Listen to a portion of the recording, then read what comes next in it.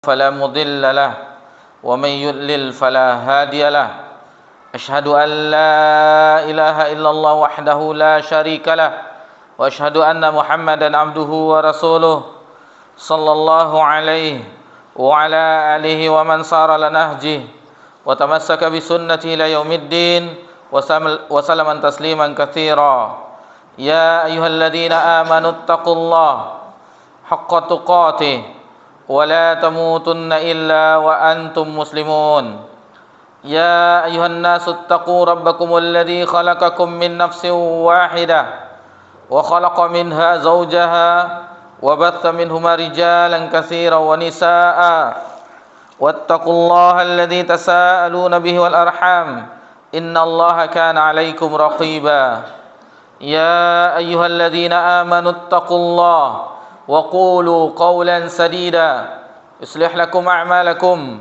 ويغفر لكم ذنوبكم ومن يطع الله ورسوله فقد فاز فوزا عظيما أما بعد فإن أصدق الحديث كتاب الله وخير الهدي هدي محمد صلى الله عليه وسلم وشر الأمور محدثاتها وكل محدثة بدعة وكل بدعة ضلالة وكل ضلالة في النار. Alhamdulillah, segala puji hanya milik Allah Subhanahu wa taala semata.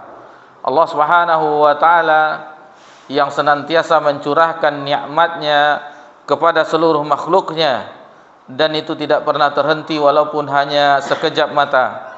Salawat beriringkan salam kepada Nabi kita tercinta Nabi Muhammad sallallahu alaihi wasallam. Ikhwani fid din rahimakumullah. Alhamdulillah, di kesempatan yang berbahagia ini di tanggal 15 Rabiul Awal tahun 1446 Hijriah bertepatan tanggal 18 September 2024 Masehi, Allah kumpulkan kita di tempat yang mulia ini, yaitu di dalam salah satu rumah Allah Subhanahu wa taala dalam rangka beribadah kepada Allah Subhanahu wa taala, dalam rangka mengistirahatkan jiwa kita yang lelah dari aktivitas dunia. Di dalam sebuah riwayat ketika Nabi sallallahu alaihi wasallam memerintahkan kepada Bilal bin Rabah, muazzinnya Nabi sallallahu alaihi wasallam, "Ya Bilal, arihna bis shalah." Ya wahai Bilal, istirahatkanlah kami dengan salat. Jadi ibadah kepada Allah Subhanahu wa taala akan menenteramkan jiwa kita, akan membuat hati kita tenang, akan membahagiakan jiwa raga kita apabila itu kita lakukan ikhlas hanya untuk Allah Subhanahu wa taala semata.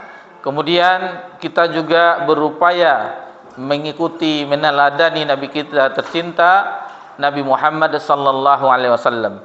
Kita mengetahui ikhwani fiddin, a'azakumullah, bulan Rabiul Awal adalah bulan yang mana mayoritas kaum muslimin di negeri kita, mayoritas kaum muslimin di masjid-masjid, di musola-musola kaum muslimin, kita menyaksikan kebanyakan kaum muslimin mengadakan peringatan Maulid Nabi sallallahu alaihi wasallam.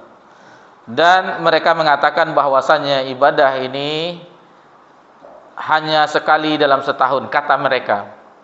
Dan itu peringatan bukti cinta kepada Nabi sallallahu alaihi wasallam, kata mereka. Kita mengatakan kata mereka, pengakuan mereka.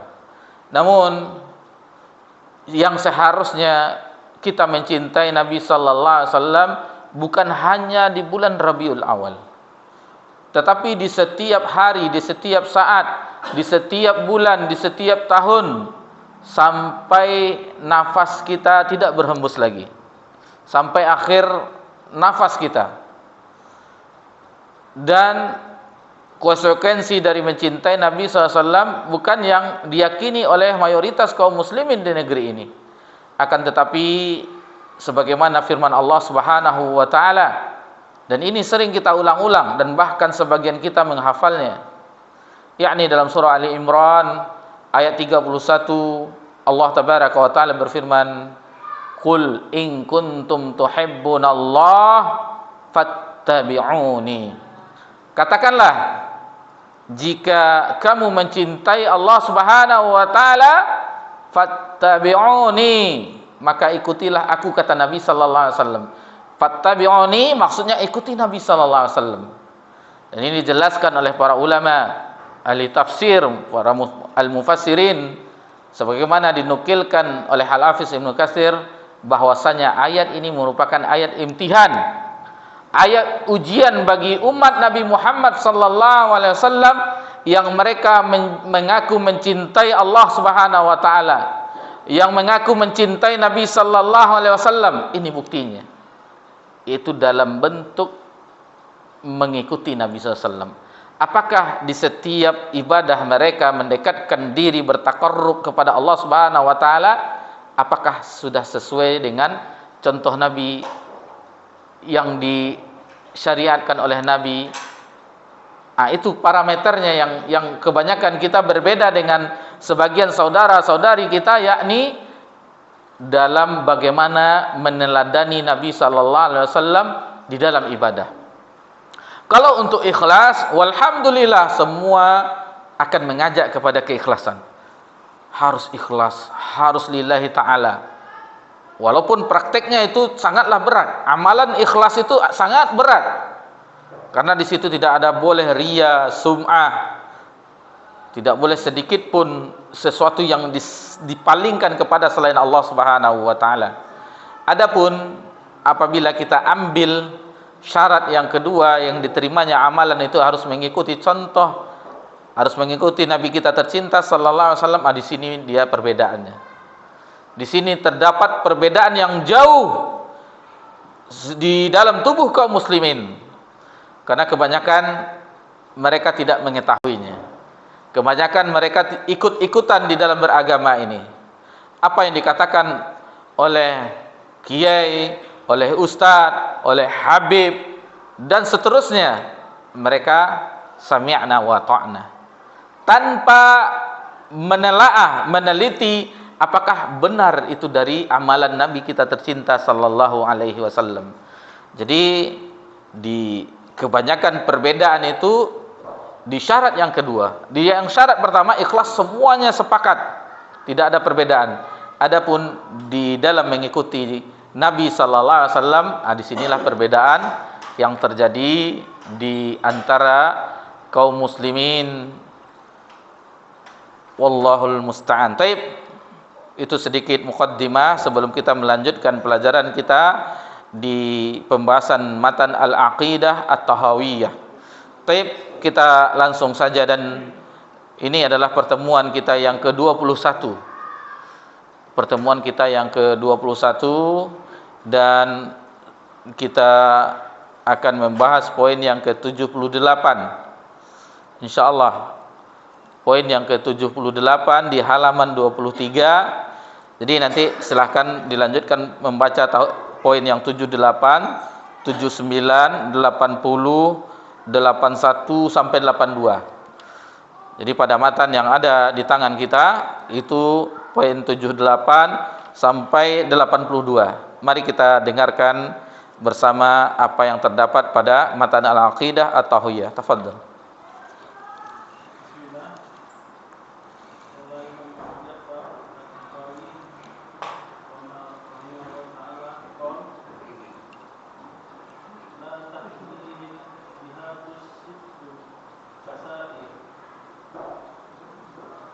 Poin yang ke-78.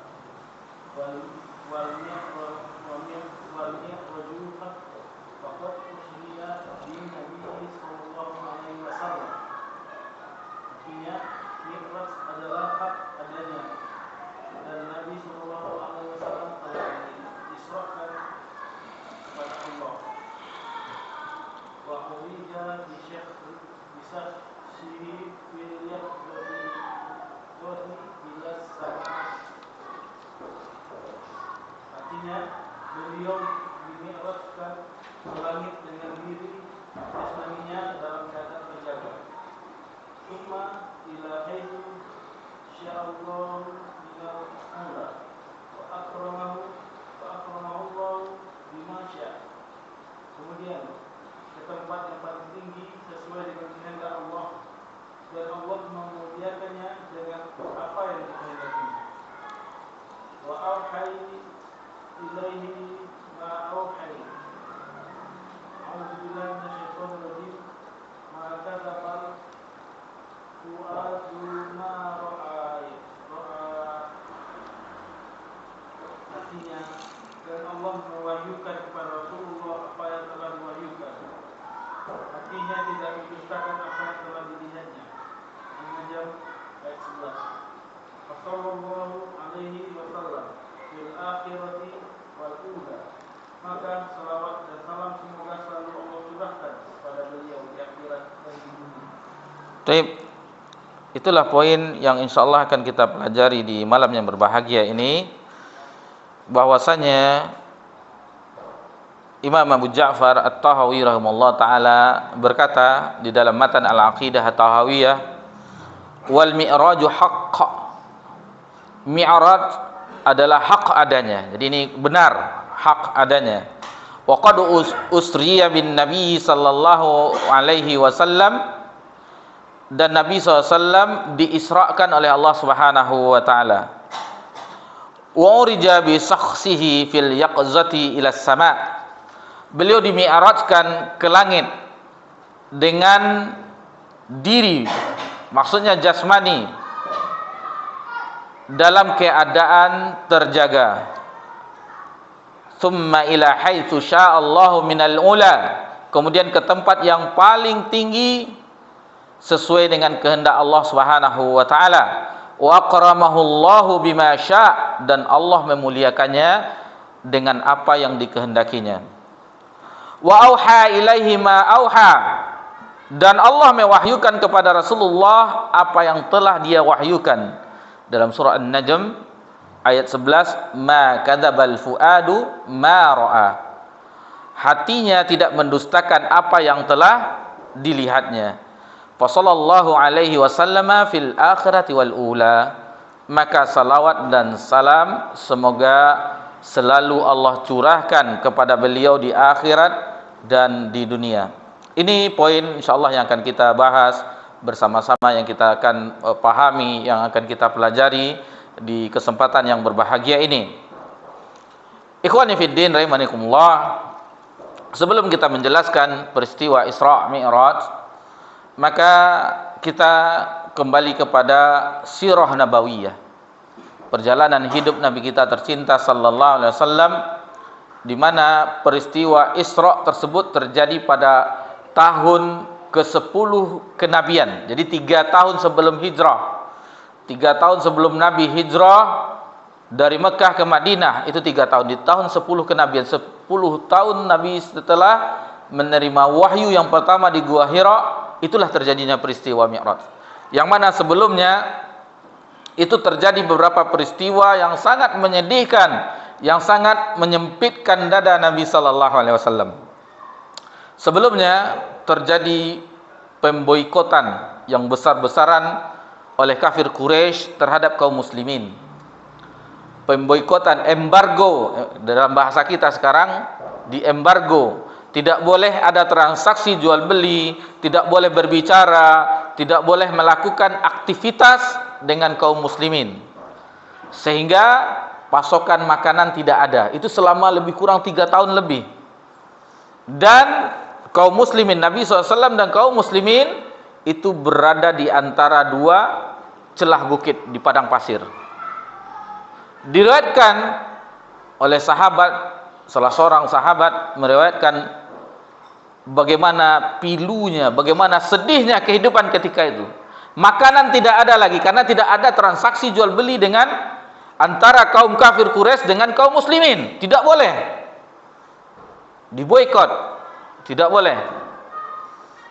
Diriwayatkan bahwasanya ketika habis pasokan makanan yang akan dimakan seperti gandum, kurma dan yang lainnya, akhirnya kami memakan dedaunan yang berduri yang tumbuh di padang pasir.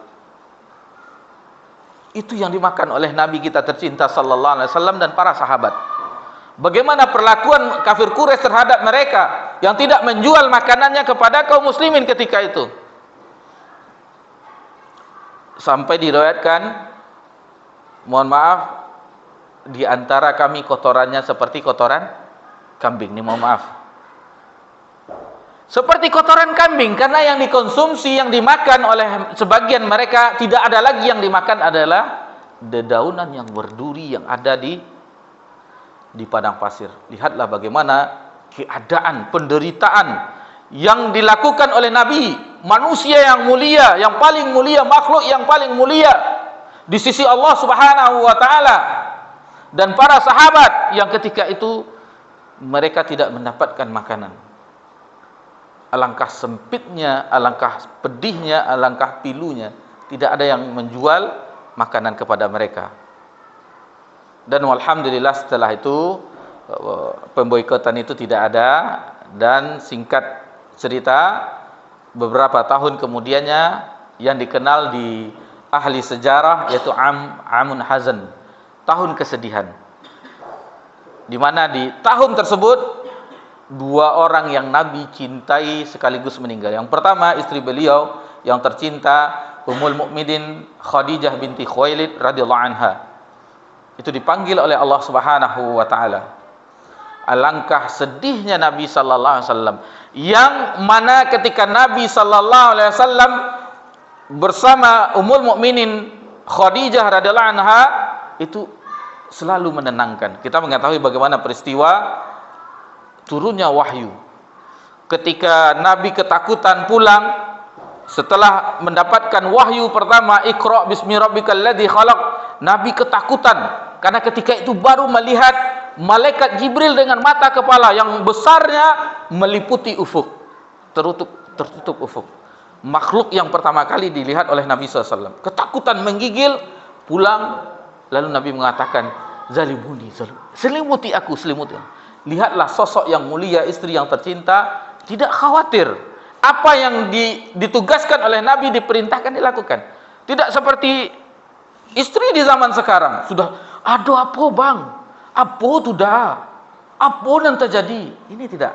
Dengan tenang, Khadijah radhiyallahu anha, selimuti aku, diselimuti.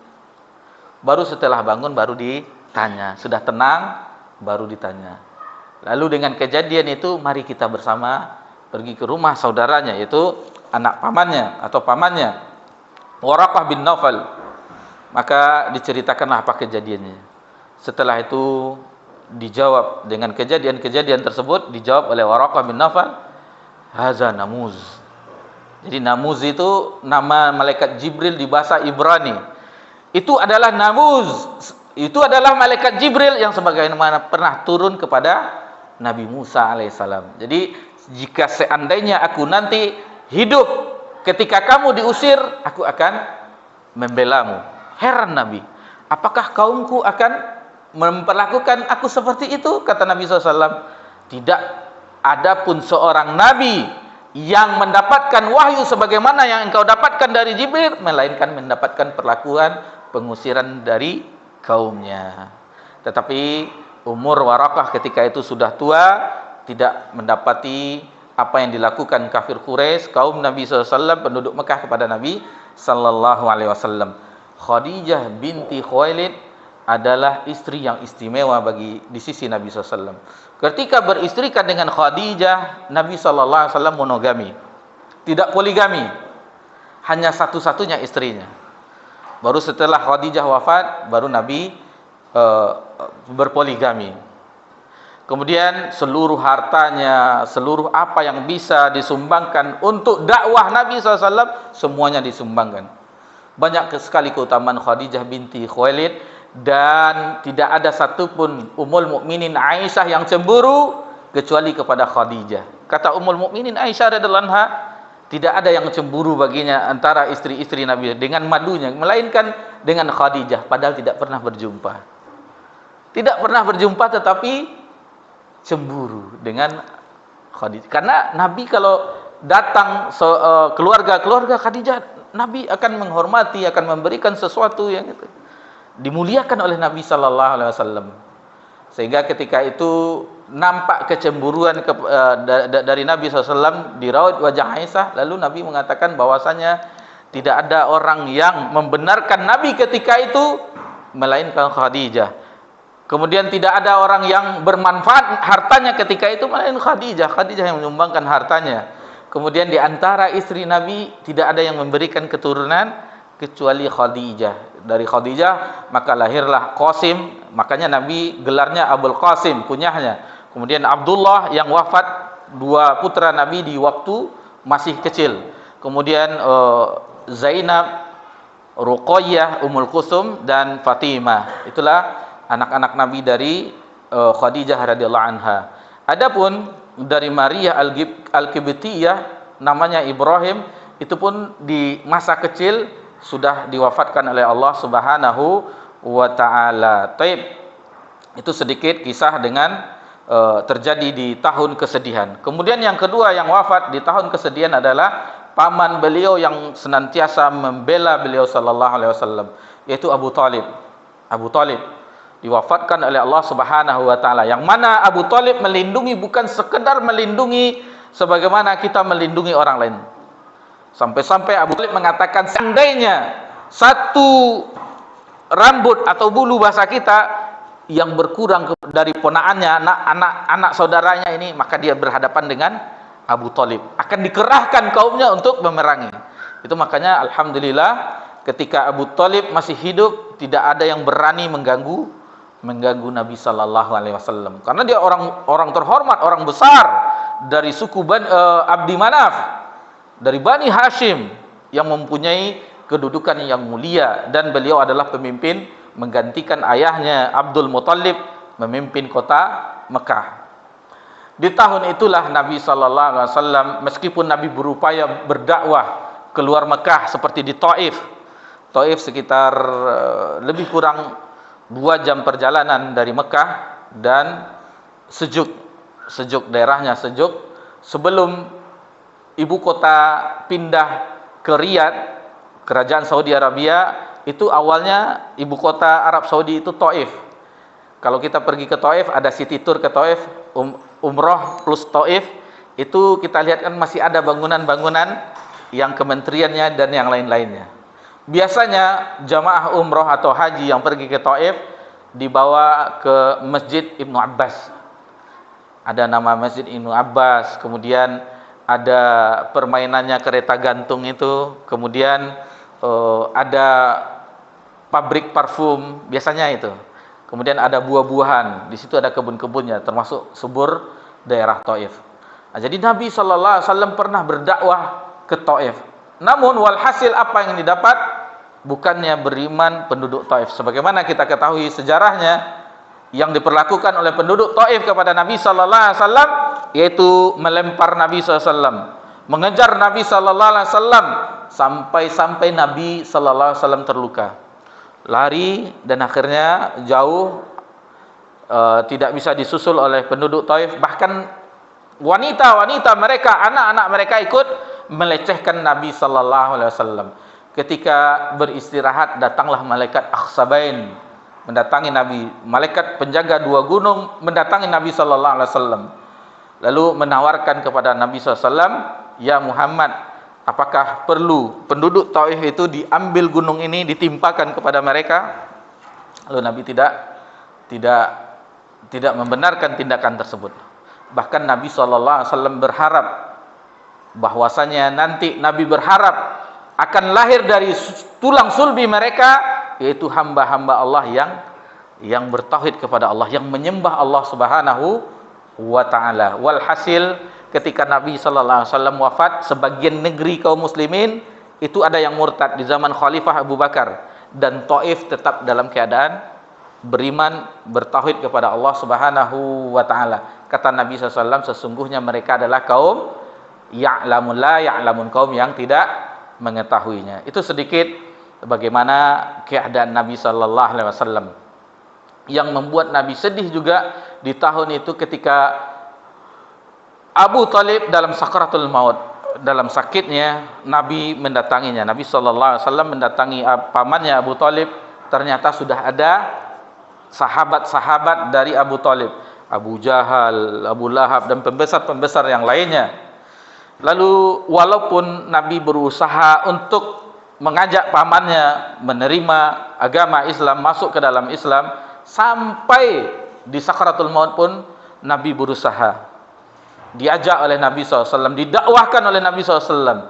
Ya am, wahai paman, qul la ilaha illallah, katakanlah la ilaha illallah, yang mana kalimat itu akan menjadi saksi nanti di akhirat terhadapku di hadapan Allah Subhanahu wa taala. Akan tetapi yang pembesar-pembesar teman Abu Talib, yang orang-orang Quraisy mengatakan, apakah engkau kufur terhadap agama Abdul Muthalib?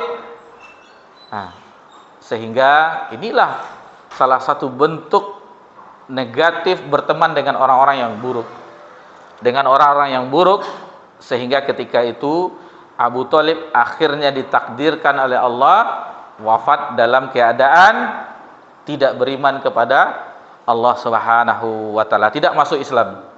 Meskipun pembelaannya mati-matian terhadap Nabi sallallahu alaihi wasallam, meskipun dia membenarkan apa yang dibawa oleh ponaannya ini, akan tetapi lisannya tidak mengucapkan la ilaha illallah.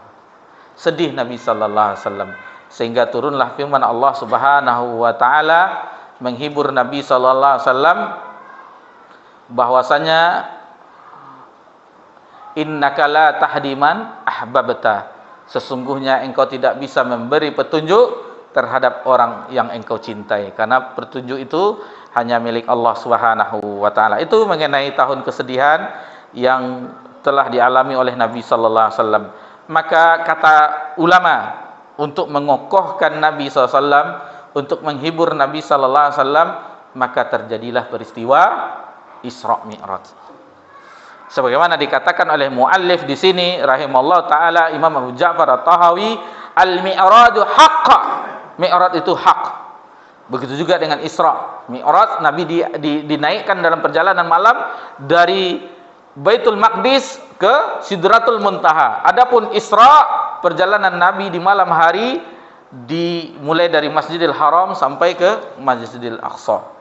Dan itu sebagian pemahaman mengingkari. Dan di dalam akidah Ahlussunnah wal Jamaah itu dibenarkan. Ada beberapa permasalahan, apakah Nabi SAW Isra Mi'raj itu dalam keadaan mimpi, atau ruhnya saja, atau ruh dan jasadnya, atau bagaimana. Kemudian ada permasalahan yang lain adalah ketika di Sidratul Muntaha, apakah Nabi melihat Allah atau tidak. Kemudian beberapa permasalahan yang ketika itu pelajaran-pelajaran yang bisa kita petik.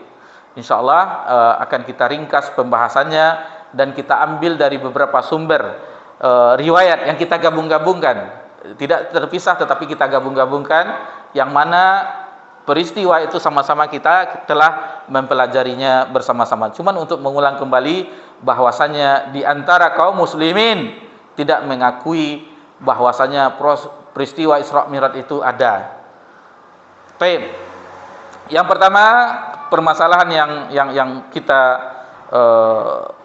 angkat di sini, sebagaimana juga dikatakan oleh Imam Abu Ja'far atau At-Tahawi, bahwasanya Nabi itu wa'urija bi sakhsihi fil yaqzati ila sama'. Beliau dimirakkan ke langit dengan dirinya, jasmaninya dalam keadaan terjaga. Otomatis membantah orang yang mengatakan peristiwa Isra Mi'raj itu dalam mimpi, sudah terbantahkan. Kemudian ada yang mengatakan ruhnya saja, jasad Nabi tidak, maka dibantah dengan firman Allah Subhanahu wa taala di dalam surah Al-Isra ayat yang pertama, subhanallazi asra bi'abdihi lailan minal masjidil haram ilal masjidil aqsa. Subhanallazi, jadi maha suci Allah. Jadi Allah maha suci, menunjukkan keagungannya yang mampu melakukan apa saja yang Allah inginkan. Jadi Allah maha suci, dan beberapa ayat yang dimulai dengan Allah memuji, yaitu sabbihisma rabbikal a'la. Jadi ada beberapa surat di dalam Al-Quran yang dimulai dengan pujian kepada Allah. Salah satunya dalam surah Al-Isra, subhanallazi, maha suci Allah yang telah memperjalankan bi'abdihi. Ini dalilnya bahwasanya Nabi Isra dan Mi'raj itu dengan ruh dan jasad. Kata-kata abdihi di sini hambanya itu adalah komponen antara ruh dan jasad. Jadi ini bantahan terhadap orang yang mengatakan bahwa Nabi melakukan peristiwa Isra dan Mi'raj ruhnya saja sementara jasadnya tidak.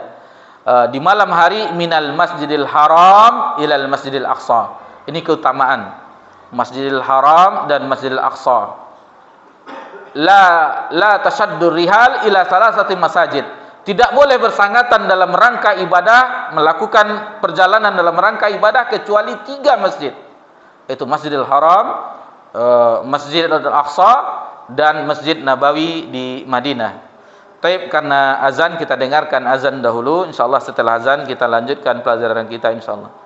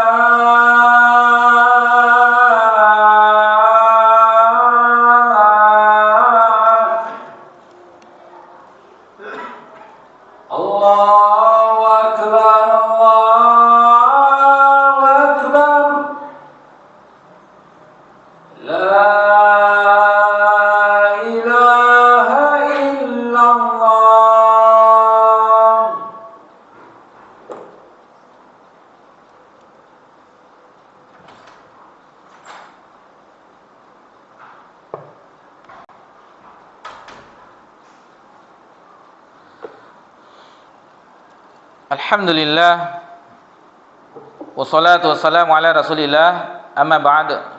Taib, kita lanjutkan membacakan riwayat yang dibawakan oleh Al-Hafiz Ibnu Katsir di dalam tafsirnya ketika menafsirkan firman Allah Subhanahu wa taala di dalam surah Al-Isra ayat yang pertama, subhanallazi asra bi 'abdihi lailan minal masjidil haram ilal masjidil aqsa ilal akhir ayat.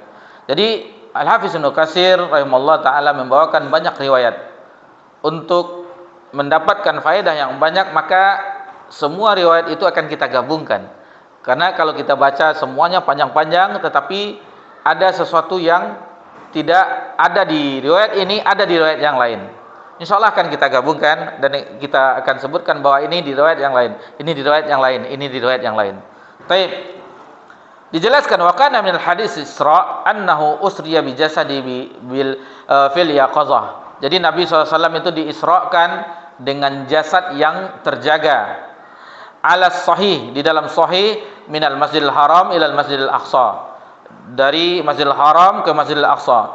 Rakiban alal buraq, itu mengendarai burak, yang mana burak itu perjalanannya satu kali langkahnya sejauh pandangan mata.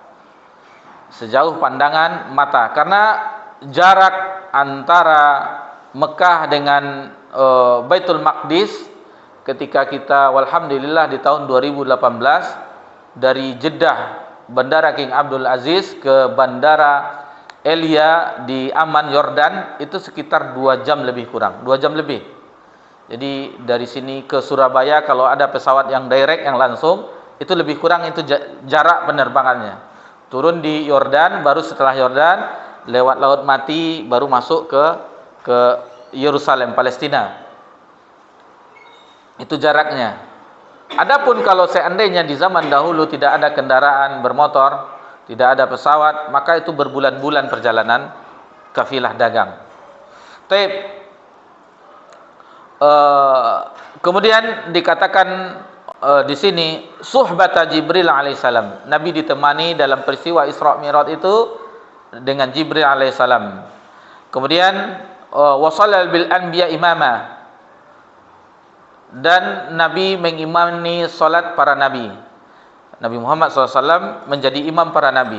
Jadi seluruh nabi hadir ketika itu di Baitul Maqdis dan Nabi menjadi imamnya. Ini menunjukkan kepada kita bahwasanya seluruh syariat para nabi itu disempurnakan oleh Nabi SAW, dan Nabi adalah pemimpin para al-anbiya wal mursalin.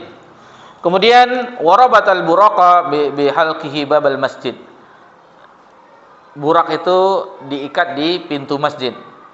Kemudian di riwayat yang lain, ini telah Mi'raj, di riwayat yang lain ada tambahan bahwasannya ketika Nabi SAW terjadi peristiwa Isra, sebelum di Mi'rajkan, sebelum Nabi diangkat ke Sidratul Muntaha, ke di atas langit ketujuh, Nabi dibelah dadanya. Berarti kalau kita mempelajari sirah Nabawiyah, berapa kali Nabi dibelah dadanya? 2 kali. Pertama waktu Nabi diasuh oleh Halimah As-Sa'diyah di Bani Sa'idah, ketika Halimah menyusui Nabi SAW. Di masa kanak-kanak Nabi SAW juga dibelah dada Nabi SAW. Sehingga ketika itu Halimah takut dan mengembalikan Halimah ke Mekah kepada ibunya. Ketika itu Aminah masih hidup. Kemudian di peristiwa Isra ini, sebelum dimi'rajkan, Nabi juga dibelah dadanya oleh Jibril. Dibawakan bejana dari emas dan dicuci hati Nabi dengan air Zam-Zam. Dan terhapuslah semua penyakit-penyakit, dengki, semuanya yang kotoran-kotoran hati itu dibersihkan dan diisi dengan iman dan hikmah. Itu makanya Nabi SAW adalah manusia yang akan mengemban risalah ini, yang hati Nabi dibersihkan. Jadi kalau kita ingin firman Allah Subhanahu wa taala dan hadis Nabi itu melekat di dalam diri kita, bersihkan hati kita. Perbanyak dengan istighfar, karena dosa itu akan lebur dengan istighfar kepada Allah Subhanahu wa taala, dengan zikir kepada Allah Subhanahu wa taala, dengan memperbanyak ketaatan kepada Allah Subhanahu wa taala.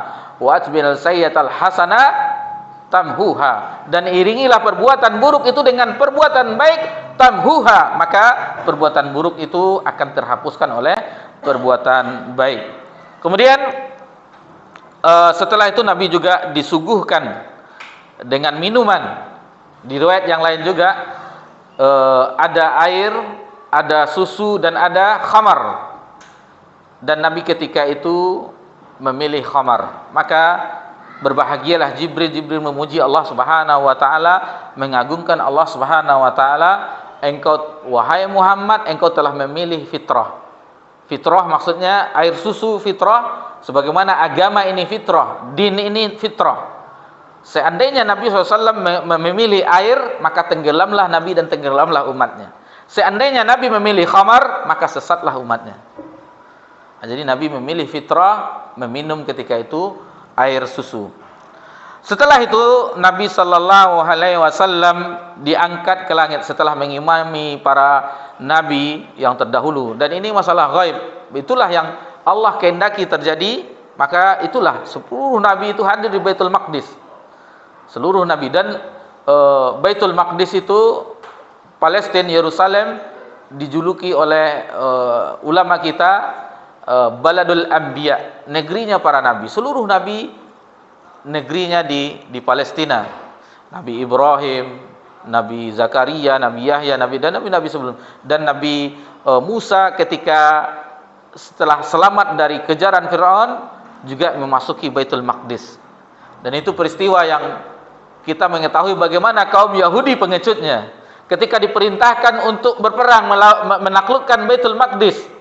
Apa kata orang-orang Yahudi, orang-orang yang ketika itu yang mengikuti Nabi Musa alaihissalam, berperanglah engkau wahai Musa bersama Tuhanmu, bersama Rabbmu, kami duduk-duduk di sini.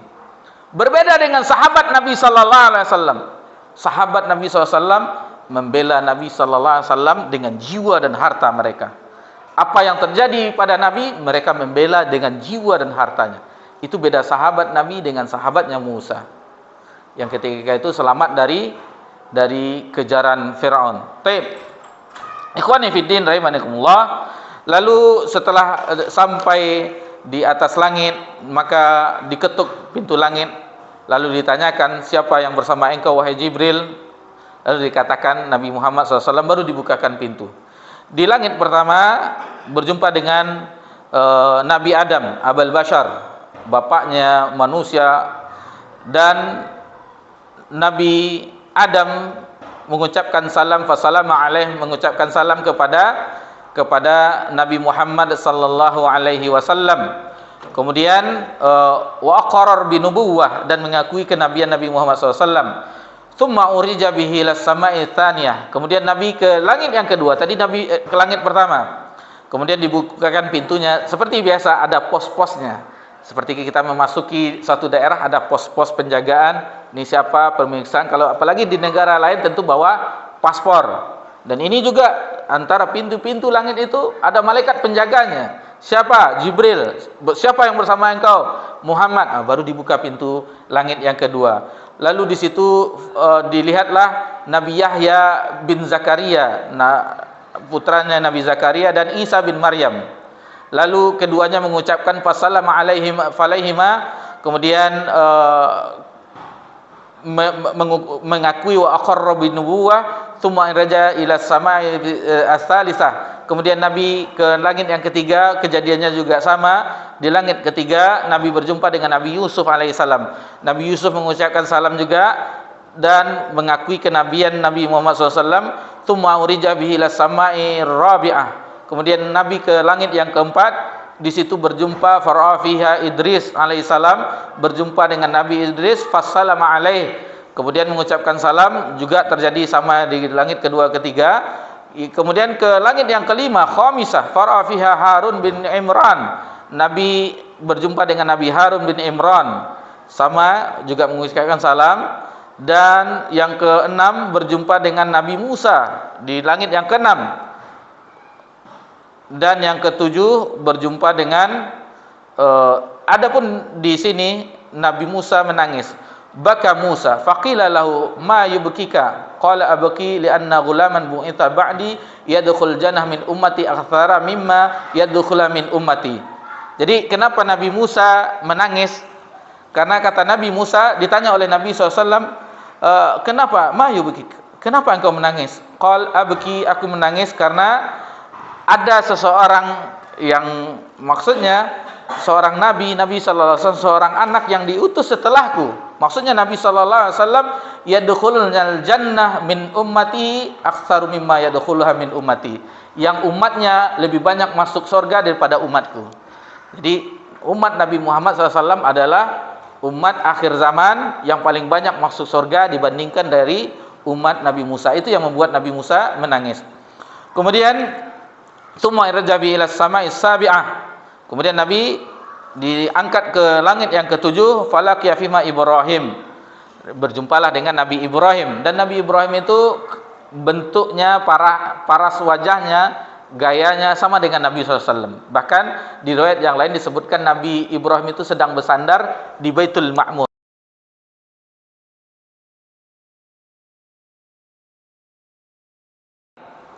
Baitul Ma'mur tertentang dengan Baitul Izzah, bukan Baitul Izzah ini, tapi Baitul Izzah di langit dunia.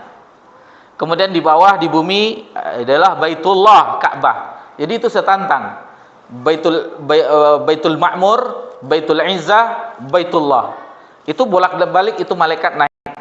Dan di Baitul Ma'mur itu kata Nabi SAW di riwayat yang lain, saking banyaknya malaikat yang tawaf di situ beribadah sampai tidak ada ruang seempat jari ini. Saking rapatnya mereka. 70.000 malaikat setiap hari masuk, dan 70.000 malaikat itu kalau keluar tidak kembali lagi sampai hari kiamat. Betapa banyaknya malaikat. Sampai langit itu berderik saking banyaknya malaikat beribadah di Baitul Ma'mur. Dan disitulah Nabi Ibrahim bersandar, dan Nabi Ibrahim itu parasnya sebagaimana kita sebutkan sama dengan Nabi Muhammad sallallahu alaihi wasallam.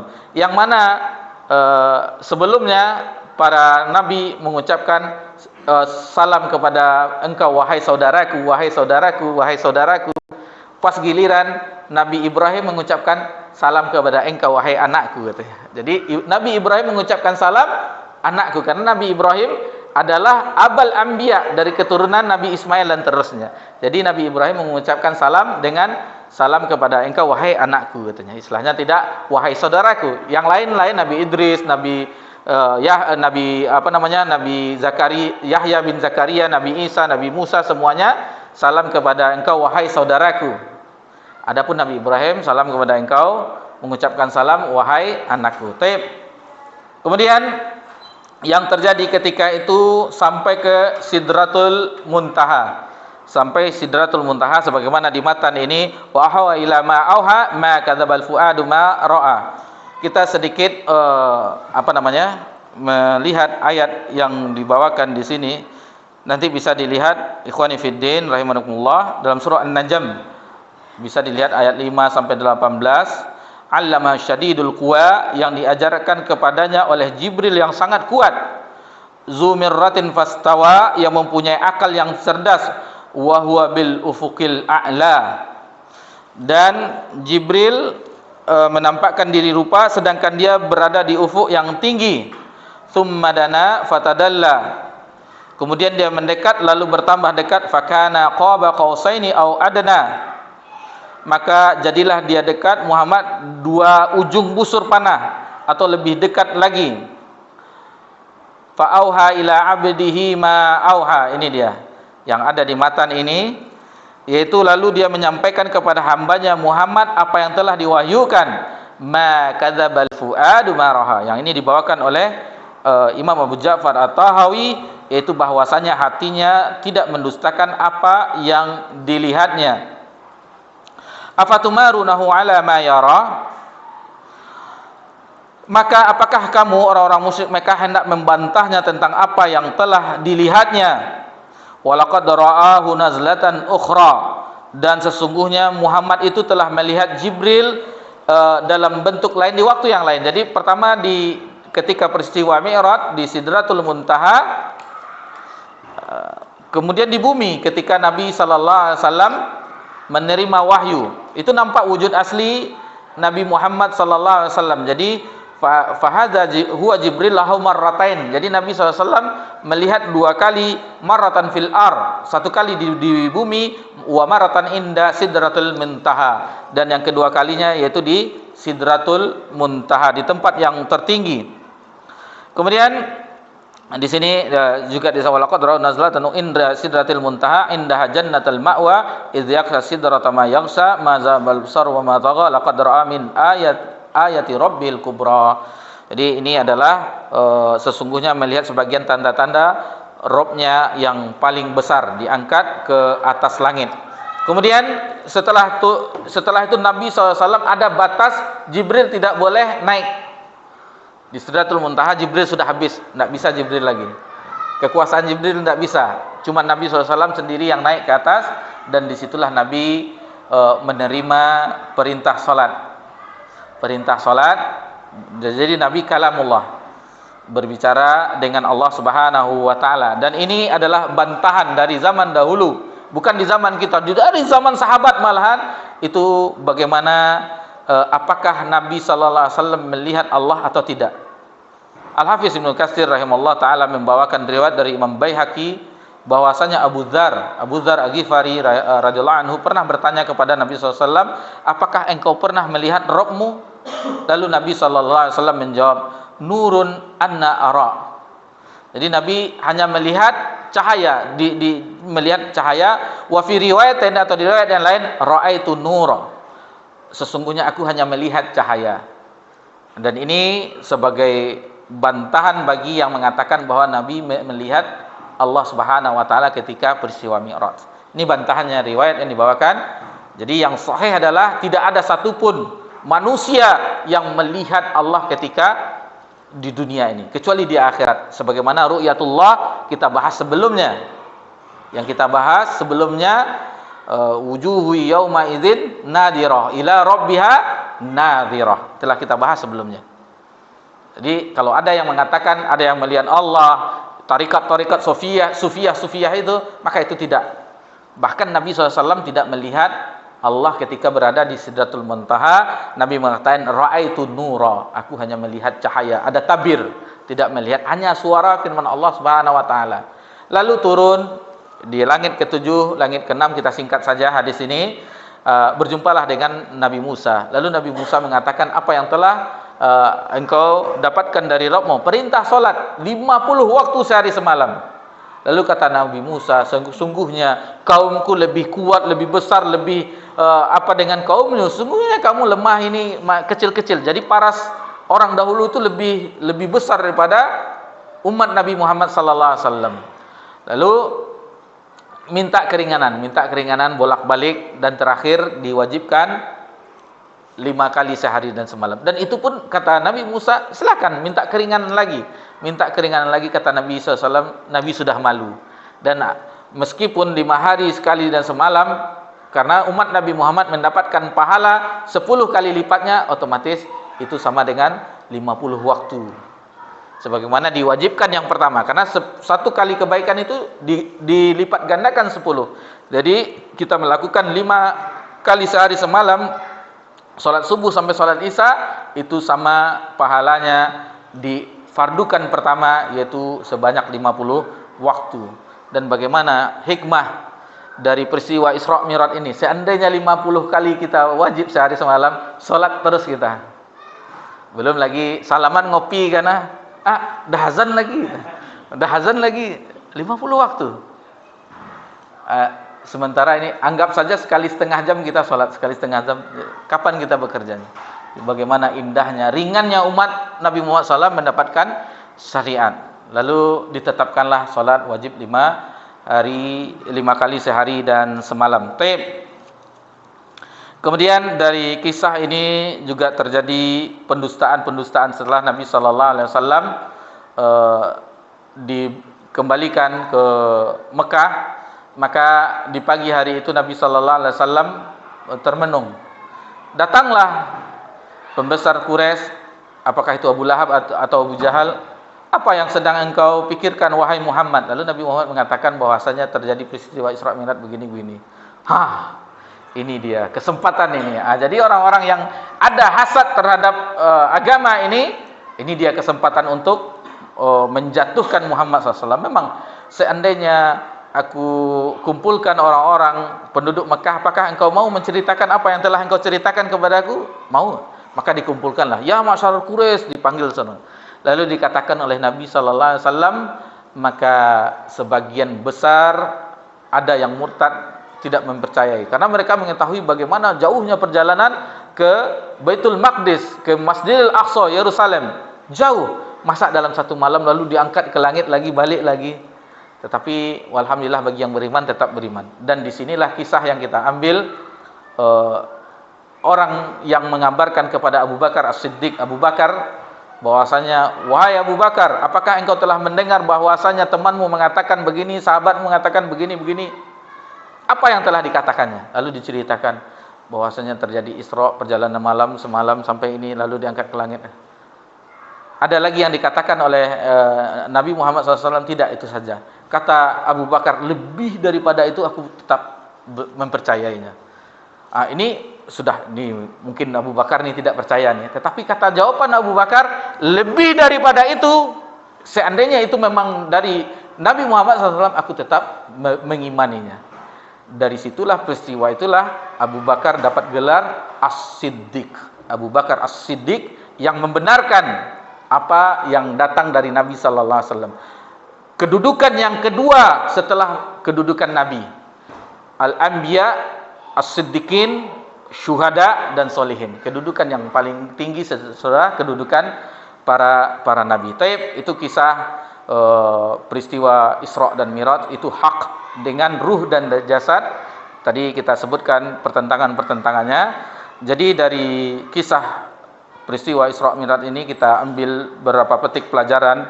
Yang pertama, bahwasanya riwayat dari Isra Mi'raj ini adalah hak sebagaimana ungkapan akidah Ahlus Sunnah yang dibawakan oleh Imam Abu Ja'far At-Tahawi.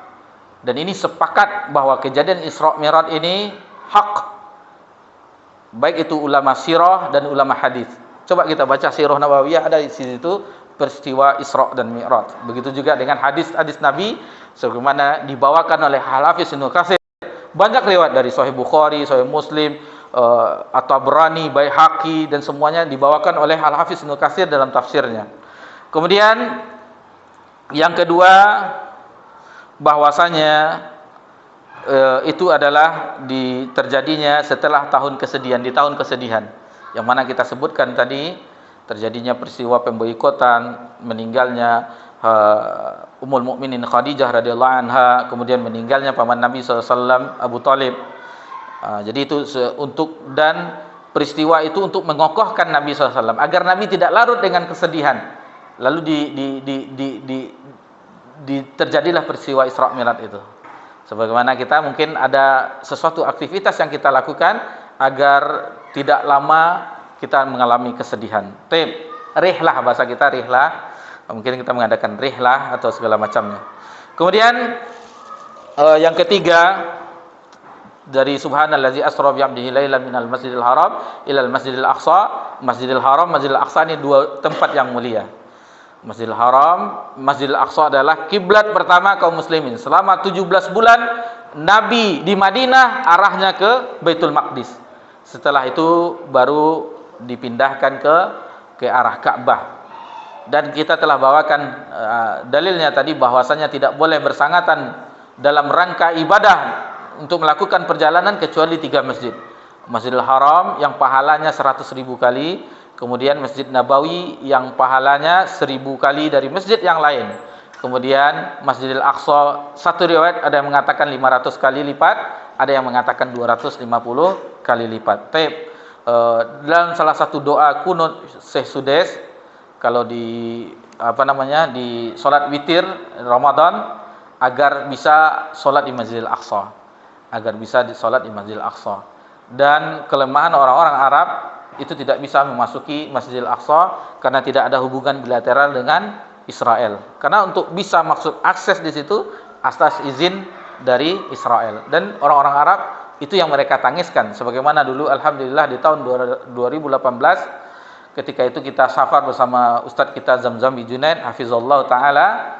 Lalu dia mengatakan, ada orang temannya di Madinah ketika itu, bahwasanya kami ingin melanjutkan perjalanan ke Palestina, akan ke Masjidil Aqsa. Lalu ketika itu berceritalah beliau alangkah sedihnya temannya orang Arab. Jadi kenal ketika itu di Madinah, alangkah beruntungnya orang-orang Indonesia katanya bisa masuk ke Masjidil Aqsa, bisa sholat di situ. Kami orang-orang Arab tidak bisa. Keluar, kata Ustadz Zamzami menceritakan, keluar air matanya karena rindunya mereka ingin sholat di Masjidil Aqsa. 3 tempat, 3 masjid yang dimuliakan oleh kaum muslimin. Jadi insyaallah ada rezeki kita umrah plus Aqsa tidak masalah. Karena itu adalah masjid yang 3 masjid ini adalah masjid kaum muslimin. Yang keempat, pelajaran dari kisah Isra Mi'raj yaitu ketika Nabi SAW disuguhkan minuman, ada air, ada susu, dan ada khamar. Nabi memilih susu fitrah. Sebagaimana kata Jibril, seandainya engkau memilih air, maka engkau tenggelam, umatmu tenggelam. Seandainya engkau memilih khamar, akan sesat umatmu. Dan engkau telah memilih fitrah, yaitu susu, sebagaimana agama ini fitrah. Yang kelima, Nabi SAW ketika itu sudah nampak bahwasanya Nabi SAW ketika itu mengimani para nabi dan rasul di Baitul Maqdis, di Masjidil Aqsa. Nabi imamnya. Ini menampakkan bahwasanya kemuliaan, bahwasanya Nabi pemimpinnya, dan syariat Nabi yang paling lengkap, Nabi Muhammad SAW. Lalu yang keenam, bahwasanya ketika Nabi Isra dan kemudian Mi'raj, Nabi SAW menyaksikan keagungan Allah Subhanahu wa taala. Jangankan ke langit yang ketujuh, Sidratul Muntaha, melihat dan ada peristiwa Isra, Nabi juga singgah ke neraka dan surga ketika Mi'raj itu. Ini kita persingkat saja. Kalau kita naik pesawat, lihatlah bagaimana kita melihat ke bawah kekuasaan Allah Subhanahu wa taala. Lalu bagaimana ke langit, dekat lagi dengan Rabbul Alamin, berbicara. Jadi ini untuk mengokohkan Nabi SAW. Seandainya ada subhat-subhat, kerancuan, bantahan dari orang kafir Quraisy, Nabi tidak akan goyah lagi. Karena kokohnya Nabi SAW dengan perjalanan melihat langsung keagungan, bagaimana Allah Subhanahu wa taala mengatur alam semesta ini sampai ke langit yang paling tinggi, sampai Jibril pun tidak bisa ke atas tersebut, ke Sidratul Muntaha. Habis kekuasaan Jibril, maksudnya daerah yang tidak boleh Jibril naik ke atas. Kemudian yang terakhir, bahwasanya ini tentang bagaimana difardukannya salat. Kita mengetahui seluruh ibadah itu turun syariatnya, Nabi menerima wahyunya di bumi. Adapun salat, Nabi diangkat ke atas untuk menerima. Alangkah pentingnya ibadah salat, dan pentingnya salat ini adalah sebagaimana pentingnya iman dan tauhid bagi amalan hati, begitu juga untuk amalan badan. Yang paling utama adalah salat. Demikianlah yang bisa kita pelajari. Lalu di bagian terakhir ini, Imam Abu Ja'far At-Tahawi mengatakan, fa sallallahu alaihi wasallam fil akhirati wal ula.